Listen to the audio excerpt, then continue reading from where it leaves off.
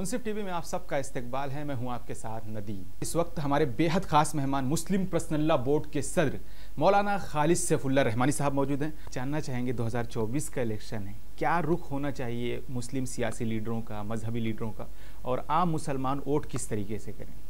یہ بہت اہم سوال ہے. ایک جمہوری نظام زندگی میں الیکشن کی اور ووٹ کی بڑی اہمیت ہوتی ہے. جی. اس میں صرف حکومت نہیں بدلتی ہے بلکہ قوم کی قسمت کے فیصلے بھی بدلتے ہیں. جی.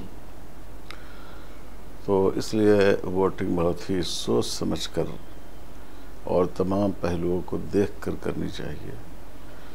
میری نگاہ میں اس الیکشن کی اہمیت یہ ہے کہ کچھ ایسی طاقتیں اب اقتدار تک پہنچ چکی ہیں جو کسی ایک طبقے کی مخالف نہیں ہیں بلکہ ملک کے آئین اور سمویدھان کی مخالف ہیں, اور اس ملک کا جو سیکولر ڈھانچہ ہے اور اسی کو سامنے رکھ کر یہاں کا دستور بنایا گیا ہے, وہ چاہتی ہے کہ اس کو ختم کر دیں جو اس ملک کی اصل شناخت ہے.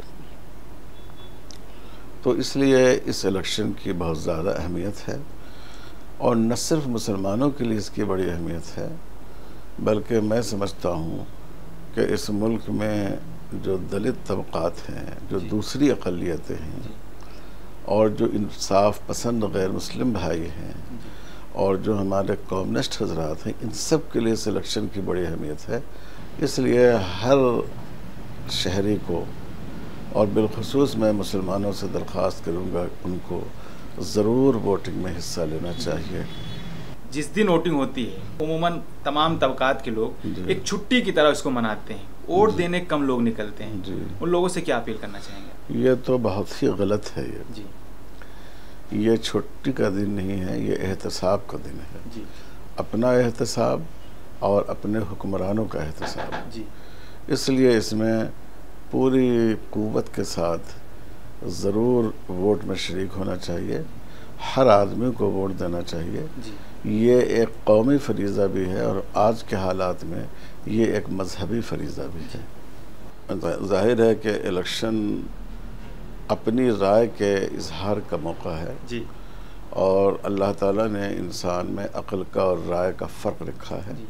تو مختلف لوگ اگر الگ الگ پارٹیوں یا امیدواروں کے حق میں نشاندہی کرتے ہو تو یہ کوئی بری بات نہیں ہے. جہاں تک میری بات ہے تو آپ کو معلوم ہے کہ میں آل انڈیا مسلم پرسنل لا بورڈ کا خادم ہوں, اور ہمارے دستور کے لحاظ سے بورڈ کا جو اعلیٰ عہدیدار ہو وہ کسی خاص سیاسی پارٹی کی تائید میں کچھ نہیں کہہ سکتا. تو اس لیے میں متعین طور پر کسی پارٹی کے بارے میں نہیں کہوں گا.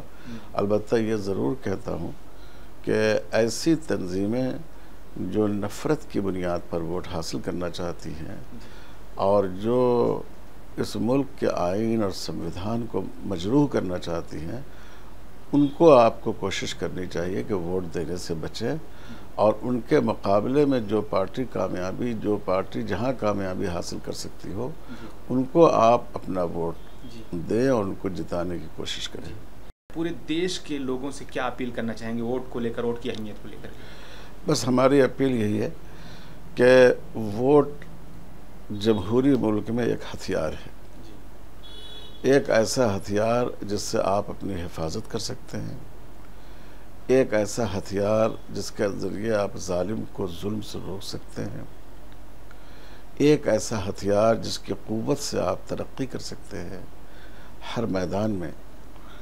تو ضرور ہر آدمی کو ووٹ کا ڈالنا چاہیے, حق رائے دہی کا استعمال کرنا چاہیے, خوب سوچ سمجھ کر ملک کے دیش کے فائدے اور نقصان کو سمجھ کر فیصلہ کرنا چاہیے, اور گھر کے ہر فرد کو جو ووٹ دینے کا حقدار ہے اس کو ضرور بوتھ تک پہنچانا چاہیے.